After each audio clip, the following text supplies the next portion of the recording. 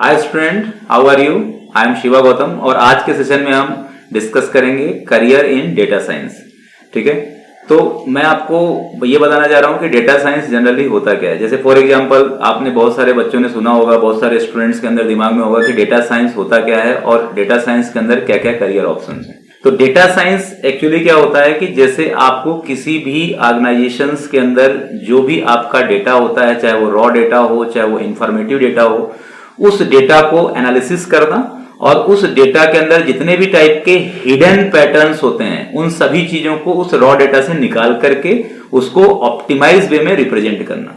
तो डेटा का एनालिसिस करना, डेटा का विजुअलाइजेशन करना, डेटा का रिप्रेजेंटेशन करना, डेटा का मैनिपुलेशन करना और डेटा का अरेंजमेंट करना, ये सभी काम हम किसके अंदर कर सकते हैं? डेटा साइंस के अंदर कर सकते हैं। ठीक है, तो डेटा साइंस एक्चुअली क्या है? ये आने वाला फ्यूचर्स का एक बहुत ही इंपॉर्टेंट टेक्नोलॉजी है। ठीक है, मतलब ये डेटा साइंस का जो पर्टिकुलर स्टेज है वो अभी इनिशियल स्टेज में था डेटा साइंस, लेकिन अब धीरे धीरे जब से 2021 और 2023 इसमें डेटा साइंस का जो मार्केट है वो धीरे धीरे क्या हो रहा है? बहुत ज्यादा अपग्रेड हो रहा है। और मैं आपको ये भी क्लैरिफाई करना चाह रहा हूं कि डेटा साइंस जो है ना वो डेटा बेस से रिलेटेड है, मतलब इसका एप्लीकेशन से कोई लेना देना नहीं है। ठीक है, एप्लीकेशंस मतलब जो एप्लीकेशंस पार्ट है उस एप्लीकेशंस पार्ट के अंदर जो डेटा आप डेटाबेस में स्टोर करते हो उस डेटा के अंदर इंप्लीमेंटेशंस करना, उस डेटा को मैनिपुलेट करने का काम किसका होता है? डेटा साइंस से होता है। तो यदि आपका बैकग्राउंड डेटाबेस से रिलेटेड है, यदि आपको डेटाबेस का नॉलेज है या आप बिग डेटा बैकग्राउंड से रिलेटेड करते हैं, यदि आप हडूप बैकग्राउंड से रिलेटेड करते हैं, तो डेटा साइंस में आपके लिए बहुत अच्छा करियर है। फ्रेशर लेवल पे भी आप डेटा साइंस की प्रिपरेशन कर सकते हो। ठीक है, यदि आपको फ्रेशर लेवल पे डेटा साइंस की प्रिपरेशन करना है तो उसके लिए मैं आगे आपको बताऊंगा कि उसके लिए क्या क्या रिक्वायरमेंट्स है। ठीक है, तो डेटा साइंस आने वाला जो जनरेशन है इसमें बहुत ही यूज होने वाला टेक्नोलॉजी है। अब ये किस किस सेक्शन में या किस किस सेक्टर्स में डेटा साइंस का इंप्लीमेंटेशन होता है? तो डेटा साइंस जो है वो आर्टिफिशियल इंटेलिजेंस के अंदर भी यूज होता है। ठीक है, यदि आपको किसी भी टाइप का ह्यूमन इंटेलिजेंसी बेस्ड कोई एप्लीकेशंस बनाना है, आर्टिफिशियल इंटेलिजेंस इंप्लीमेंट करना है किसी भी एप्लीकेशन में, किसी भी ऑर्गेनाइजेशंस में, तो वहां पर भी हम डेटा साइंस का यूज करेंगे। बिजनेस इंटेलिजेंस में भी डेटा साइंस का बहुत बड़ा रोल है, क्योंकि आज के डेट में आपको पता होना चाहिए कि जैसे जियो के कस्टमर्स हैं तो जियो कंपनी को विद इन अ सेकेंड या विद इन अ मिनट्स पता चल जाता है कि जियो के कितने कस्टमर्स क्या हुए, न्यू कस्टमर्स उसके कंपनी में इंटीग्रेट हुए और कितने कस्टमर्स ने किसी दूसरे कंपनी में शिफ्ट हो गए। तो यदि किसी भी कंपनी के अंदर का जो भी बिजनेस प्रोसेस है उसको यदि आपको मॉनिटर करना है तो वो काम भी हम किसके थ्रू कर सकते हैं? डेटा साइंस के थ्रू कर सकते हैं। तो जितने भी बिजनेस इंटेलिजेंस वाली कंपनीज हैं वो भी डेटा साइंस को प्रिफर कर रही हैं।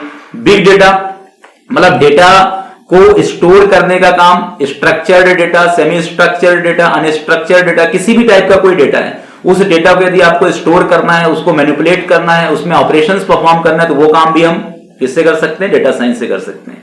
डेटा माइनिंग, ठीक है, डेटा माइनिंग भी एक बहुत बड़ी टेक्नोलॉजी है। ठीक है, जिसके अंदर अपन क्या कर सकते हैं? मैनिपुलेट कर सकते हैं और फिल्टरिंग कर सकते हैं जो भी हमारा डेटा होगा।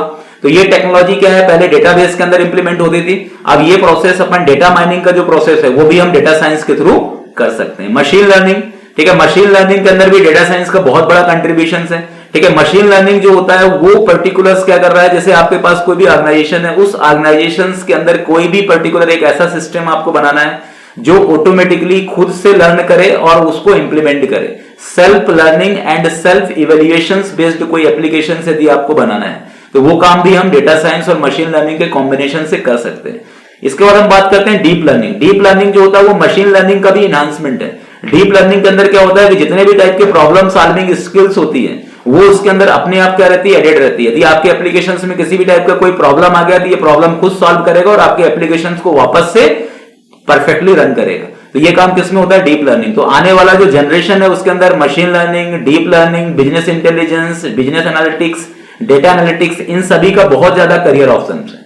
तो यदि आप डेटा साइंस सीखते हैं तो ये सभी फील्ड में भी आप अप्लाई कर सकते हैं और इन सभी फील्ड के थ्रू भी आप किसी भी कंपनी के अंदर आप डेटा साइंटिस्ट प्रोफाइल के लिए आप बहुत अच्छे से अपने आप को रिप्रेजेंट कर सकते हैं। तो डेटा साइंस का जो सेक्टर है वो ये सभी सेक्टर्स में जो मैंने अभी आपको डिस्कस किया, इन सभी सेक्टर्स में इसका बहुत अच्छा करियर है और बहुत अच्छा फ्यूचर है। ओके, अब मैं आपको ये भी क्लैरिफाई करना चाहता हूं कि डेटा साइंस का जो इंप्लीमेंटेशन है वो स्टैटिस्टिक्स फील्ड में भी होता है। यदि आप मैथमेटिक्स डोमेन से बिलोंग करते हैं, यदि आपको मैथमेटिक्स का बहुत अच्छा नॉलेज है तब भी आप डेटा साइंस में आ सकते हैं। डेटा साइंस के लिए जरूरी नहीं है कि आपको प्रोग्रामिंग बैकग्राउंड से होना चाहिए। यदि आप किसी भी डोमेन एक्सपर्टीज है आपका, आपको फाइनेंस का अच्छा नॉलेज है, आपको बैंकिंग सेक्टर का अच्छा नॉलेज है, आपको स्टैटिस्टिक्स का अच्छा नॉलेज है, आपको इकोनॉमिक्स का अच्छा नॉलेज है, तब भी आप डेटा साइंस फील्ड के लिए अप्लाई कर सकते हो। Because the data science field is not the technical field only, ये सिर्फ टेक्निकल फील्ड नहीं है, इसमें नॉन टेक कैंडिडेट भी क्या कर सकते हैं, अप्लाई कर सकते हैं। तो मैं आपको कुछ टेक्निकल स्किल्स बताता हूं कि यदि आप देखो, दो प्रोफाइल होती है डेटा साइंस में, एक टेक्निकल स्किल्स के थ्रू आप एंटर कर सकते हो और एक नॉन टेक्निकल स्किल्स के थ्रू आप डेटा साइंस में अप्लाई कर सकते हो।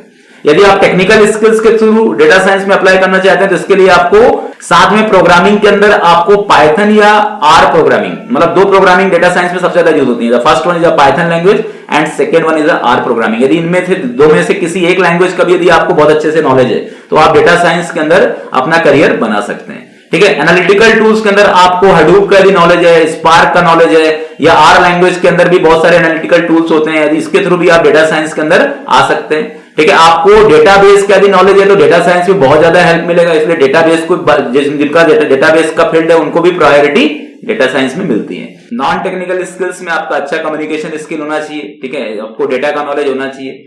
मैं आपको सैलरी बताना चाह रहा हूं कि डेटा साइंस का सैलरी स्ट्रक्चर क्या है। तो एंट्री लेवल में आपको 3.50 लैक्स पर ईयर आपको एंट्री लेवल पे डेटा साइंस में मिलता है। ठीक है, इसके बाद यदि आप मिड लेवल पे जाते हैं तो 7.20 लैक्स है और एक्सपीरियंस लेवल पे 12.75 lakhs per year data science की सैलरी है। ठीक है, डेटा साइंस का आने वाला फ्यूचर बहुत अच्छा है, बहुत सारे जॉब अपॉर्चुनिटी है, 50 टाइम्स डेटा साइंस में ग्रोथ होने वाली है। ठीक है, 2023 और 2024 ये डेटा साइंस का मार्केट बहुत अच्छा रहने वाला है। तो यदि आप डेटा साइंस में करियर चूज करते हो तो आने वाले फ्यूचर्स में आपको बहुत अच्छा ग्रोथ मिलेगा ही मिलेगा।